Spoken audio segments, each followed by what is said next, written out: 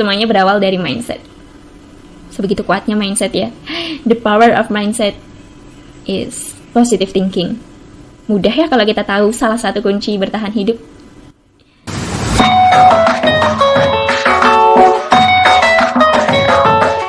Bonjour, I'm Aldita and welcome back to my channel. Hai guys, jumpa lagi bareng aku Aldita. Seneng banget bisa bersapa dengan teman-teman YouTube semua. Dan akhirnya aku kembali lagi di YouTube. Mohon maaf karena udah lama banget nggak upload update terbaru lagi ya.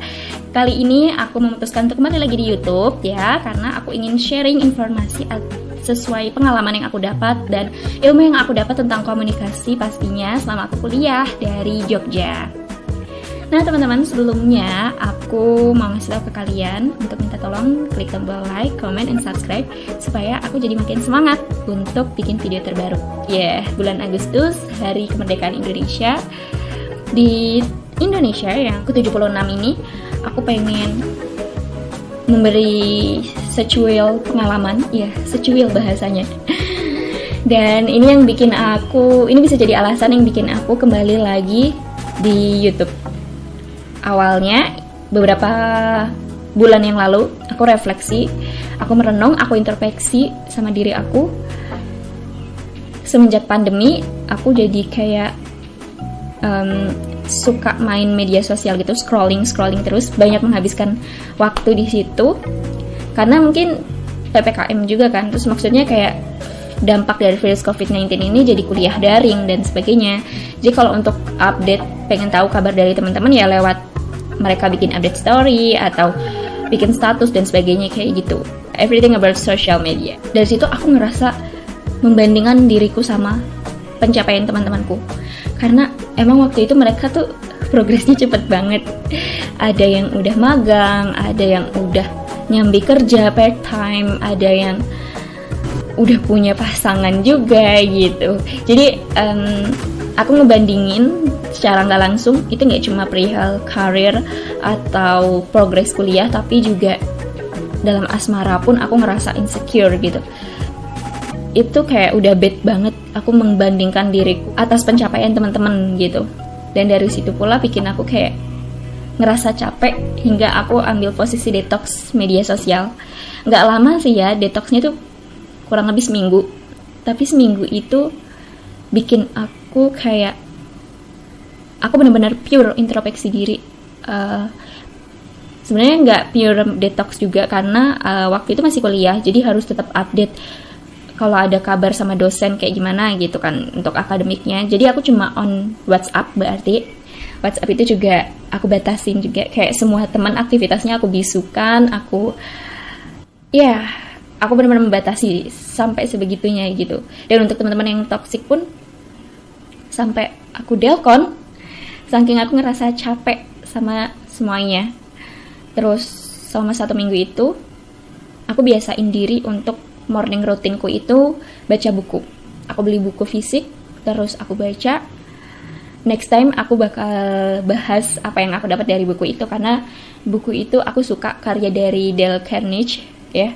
Aku yakin kalian pasti tahu buku-buku dari karya beliau tuh bagus banget emang. Nah dari buku itu juga aku jadi sadar kalau orang itu emang punya proses yang berbeda-beda. Tuhan udah menciptakan takdirnya masing-masing gitu. Dan kita, apa yang perlu kita khawatirkan? Toh kita nanti akan sampai ke final kesuksesan kita sendiri kok. Pasti nanti ada waktunya gitu. Emang gak mudah sih ya. Kayak aku gampang banget ngomong kayak gini.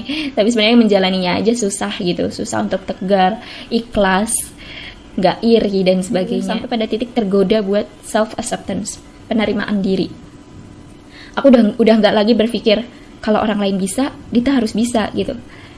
Padahal prinsip itu yang selalu diajarkan sama papaku dulu. Tapi aku mulai kayak mengingkari prinsip itu karena aku sadar gak semua hal harus dipaksakan untuk bisa seperti apa yang mereka lakukan. Karena kita mempunyai passion masing-masing, kita punya minat sendiri, dan kita ya udah nggak perlu menyenangkan orang lain untuk bersinar di mata mereka gitu. Terus akhirnya aku mulai menata mimpiku, menata tujuan hidupku, yang pastinya tujuan yang aku butuhkan, nggak sekedar aku inginkan. Malah kalau bisa memprioritaskan kebutuhan kita daripada keinginan kita. Karena kalau kita apa-apa serba yang kita inginkan, itu susah juga gitu. Kayak gak worth it untuk diri kita sendiri. Dan setelah aku menata mimpi itu, aku merealisasikan ya setiap langkah kecil yang udah aku buat itu dengan qanaah gitu. Kalau dalam Islam itu kayak menerima apa adanya. Dan ya udah, enjoy the process gitu.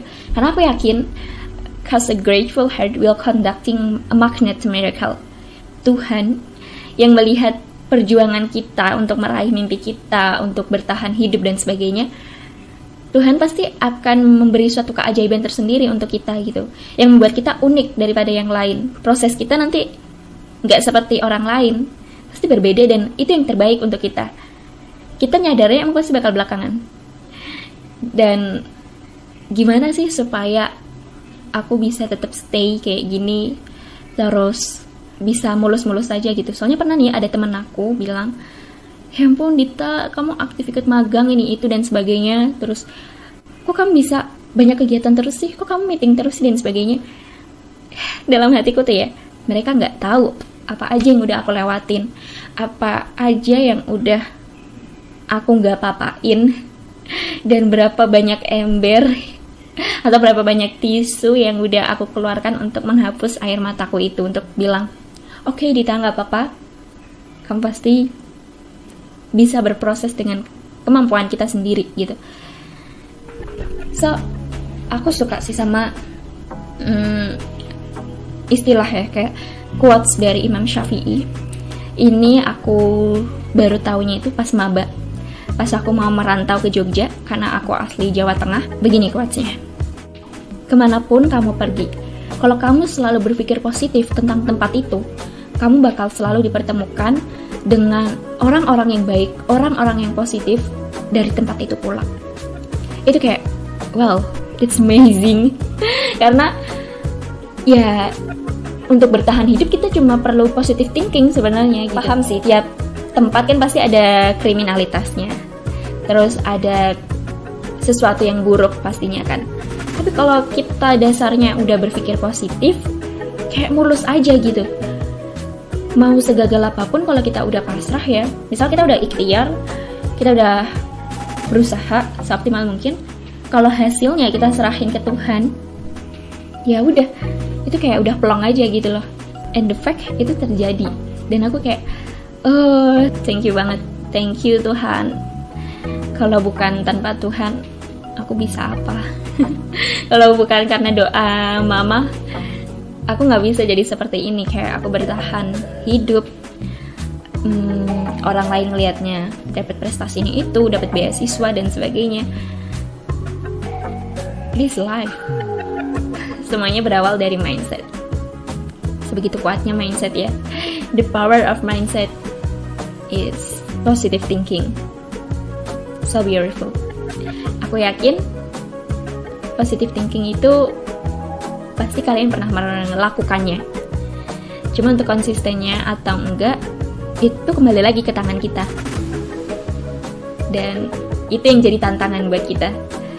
Apakah kita positive thinking cuma beberapa waktu, atau kita ada niat, ada tekad untuk berusaha konsisten berpikir positif. Mudah ya kalau kita tahu salah satu kunci bertahan hidup. See you the next video.